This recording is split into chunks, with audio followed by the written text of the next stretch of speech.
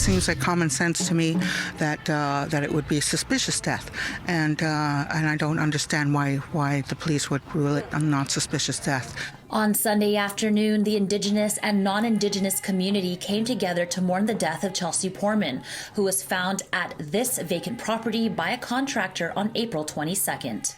Poorman went missing on September 6, 2020, and her body was found here over a year and a half later. Vancouver police say they consider her death to be not suspicious. Investigators believe Chelsea died on the property the night she disappeared or shortly after. If that had been a non-First Nations woman, if that had been a white woman in a ditch with no purse and no shoes, you better believe that's going to be a suspicious death. And why is it not suspicious for our people when our people go missing? It's just the systems are set up to be discriminatory and to be racist against us. Day says Poorman's death, adding to the growing statistic of missing and murdered Indigenous women, needs to come to an end. But the community is grieving. That's the other thing too that I was saying. This affects not only the Poorman family. This affects every First Nations person, individual who's here, because we know how we're treated, how they say that non-suspicious deaths all the time when our people go murdered and missing. And we want to make sure that this case is going to be handled properly. She says more needs to be done to help Indigenous people.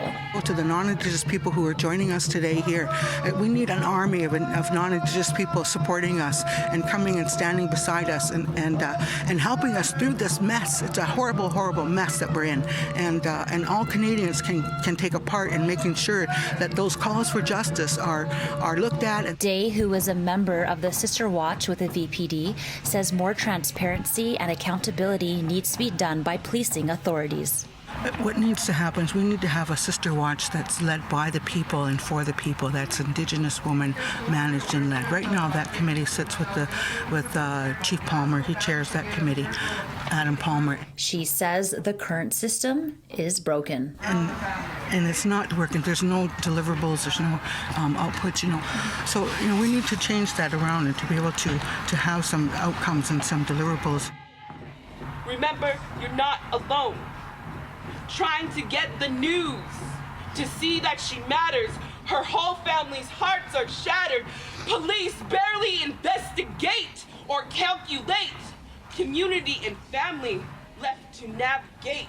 Day says First Nations culture needs to be taught in order to break systemic racism. Unfortunately, many Canadians don't have the understanding about First Nations people. They don't have the education because our school systems do not allow our Canadians to be educated about our people, who owns the land, or all the truths about this land, whose land you're on, and how this is unceded territory. The vigil ended with families and friends saying their final goodbyes to the young woman who can finally be put to rest after a 2-year search. Vancouver police say they consider this case closed.